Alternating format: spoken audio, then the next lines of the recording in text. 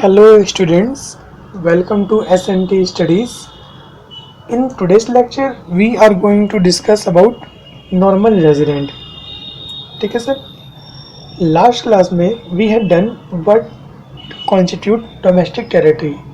We had looked upon four conditions, means the political territories of India, consulates, embassies, where Indians can move freely, etc. In today's lecture, we are going to discuss who is normal resident of India and who is not. So, normal resident कौन है कौन नहीं है, ये जो है इसका पता हम कैसे लगाएंगे. We have two conditions. if these two conditions are being satisfied, then we will consider that person as normal resident. Otherwise we will consider him or her as non resident. ठीक है. सो वो दो कंडीशन क्या आएंगी. These are the two condition. First second. So first condition is this: if any person lives in India for 1 year और more than 1 year, means अगर कोई person India में 1 year या 1 year से ज़्यादा के लिए रह जाता है, then that person will be considered as normal resident. So 1 year और मोर. एंड इसके साथ साथ एक कंडीशन और भी ज़रूरी है, that centre of economic interest उस पर्सन का इंडिया में ही होना चाहिए. Centre of economic interest lies in this country. So वो पर्सन इंडिया में ही जॉब करता हो या इंडिया से ही इनकम कमाता हो. सो अगर ये दोनों कंडीशन सेटिस्फाई हो जाएंगी, then we will consider him और her as normal resident, otherwise non resident. ठीक है बच्चा. ठीक है सर. सो नॉर्मल रेजिडेंट हम क्यों पढ़ रहे हैं, वट इज़ अवर पर्पस. सो देखो बच्चा, आने वाले टाइम में जैसा कि हमें पता रहेगा, we will count national income.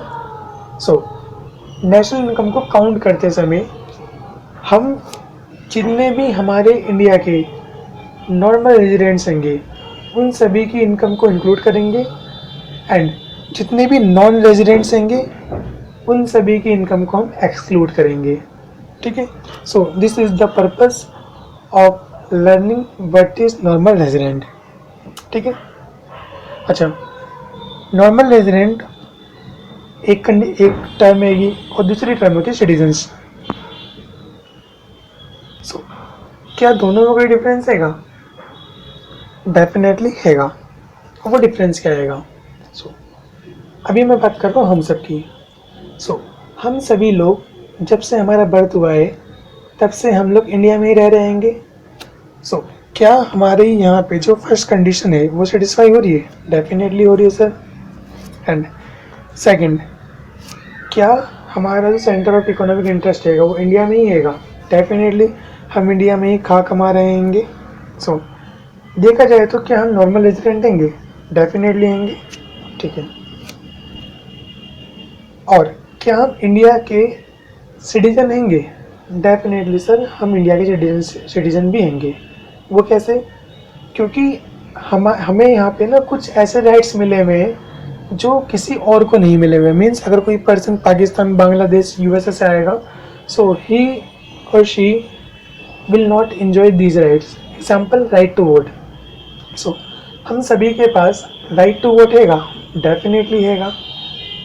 Fundamental rights हमारे पास हैंगे? डेफिनेटली हैंगे. So normal resident and citizenship दोनों में फ़र्क होता हैगा. जो सिटीजन्स होते हैंगे, सो अगर आप किसी भी कंट्री के सिटीजन हो तो आप उस कंट्री के जो पॉलिटिकल राइट्स होते हैं ना उन्हें एंजॉय करते हो. एग्जाम्पल अगर मैं बात करूं, हम बोल रहे हैं कि we are citizen of India, then we are having some political rights in India. ठीक है. Example, right to vote, right to freedom, right to move freely. So ये सब चीज़ें होंगी. सो सिटीजन्स और नॉर्मल रेजिडेंट में फ़र्क होता है. सेम एग्जाम्पल, अनदर एग्जाम्पल हम लेते हैंगे. सपोज एक यूएस का सिटीजन रहेगा, वो इंडिया में आता रहेगा और इंडिया में वो 1 साल से ऊपर रह लेता रहेगा और इंडिया में ही वो जॉब कर रहेगा. सो क्या वो पर्सन इंडिया का नॉर्मल रेजिडेंट है? डेफिनेटली सर हो गया, क्यों? क्योंकि दोनों ही कंडीशन सेटिस्फाई हो गई है। कंडीशन नंबर 1 1 ईयर और मोर, सो डेफिनेटली वो रह गया हैगा।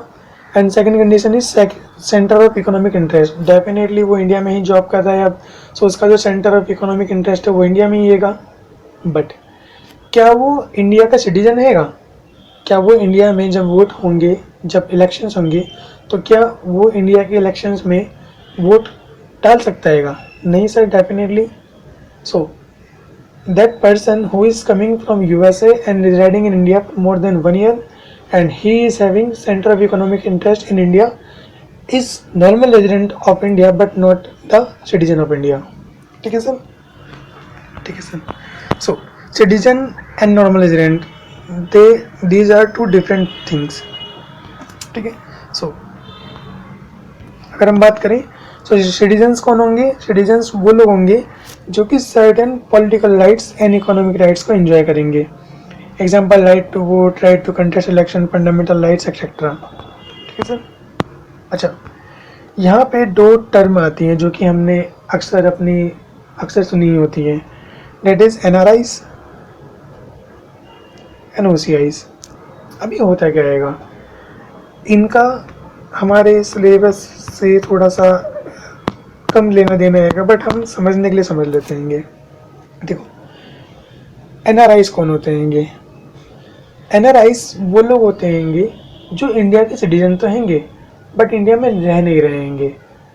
एग्जाम्पल, सपोज मैं हूँ, ठीक है, मैं इंडिया में ही जन्म हुआ मेरा, इंडिया में ही मैं एजुकेशन ली।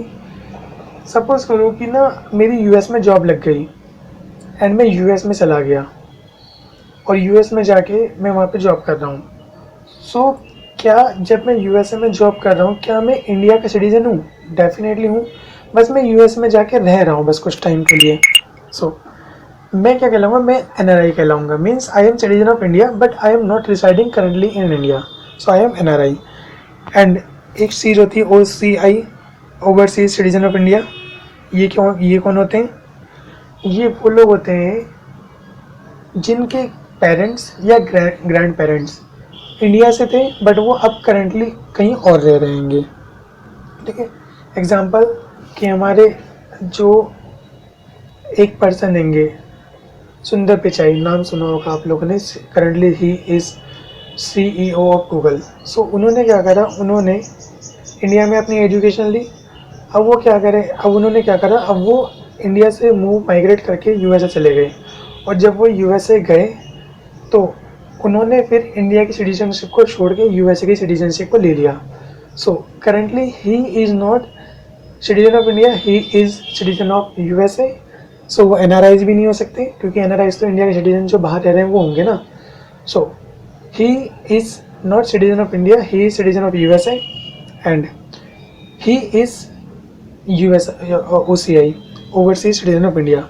सो वो पर्सन अब OCI कार्ड, उनको हम OCI कार्ड देंगे एंड उनको हम कहेंगे ओवरसीज सिटीजन ऑफ इंडिया। ठीक है sir.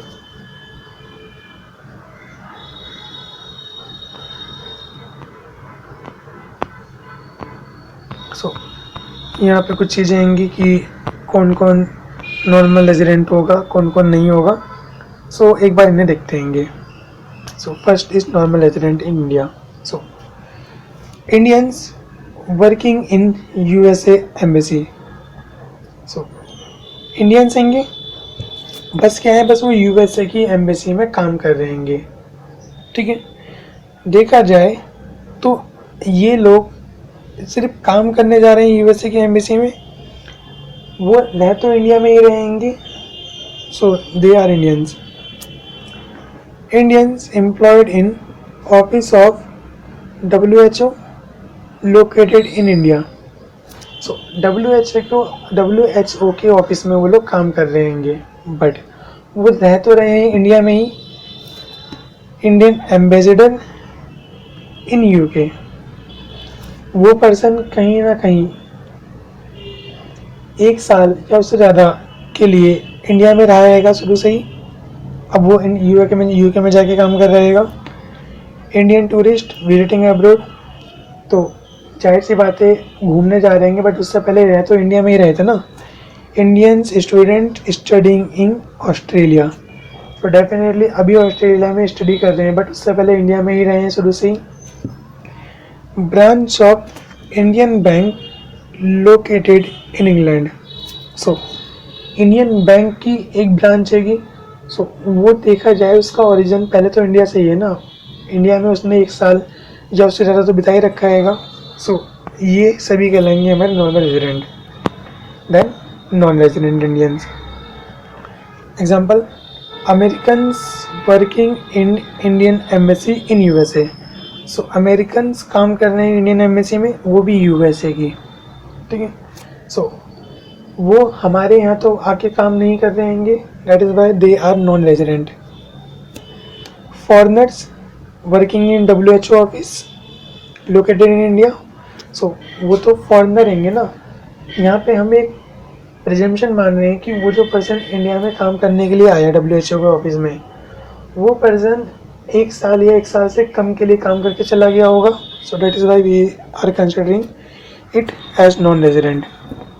Ambassador in India from UK, so UK से एक एम्बेसडर आया इंडिया में कुछ काम करने के लिए, देन वो वापस चला जाएगा। सो that is why he is non resident. Foreigner tourist visiting India, अब जाहिर सी बात है हमेशा बचने के लिए तो नहीं आएंगे, जब उनका काम जब वो घूम फिर लेंगे तब वो चले जाएंगे। अमेरिकन स्टूडेंट्स कौन से American studying in Delhi university, और जब उनका कोर्स ख़त्म हो जाएगा तो वो क्या होंगे, वापस चले जाएंगे।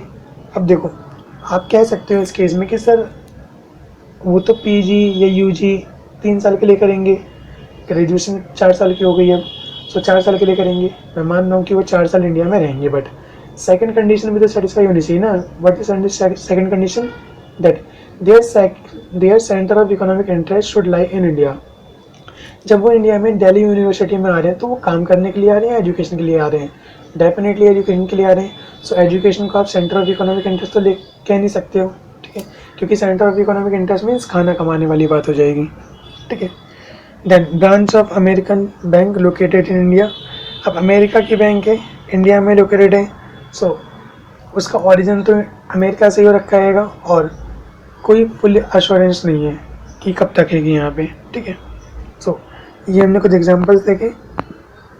अब वही सेम चीज़ की सिग्निफिकेंस या इसका पर्पस क्या आएगा, हमने देखा है कि जब हम नेशनल इनकम को कंप्यूट करेंगे, सो जितने भी नॉर्मल रेजिडेंट्स जो भी इनकम जनरेट करेंगे उन्हें हम अपनी नेशनल इनकम में इंक्लूड करेंगे।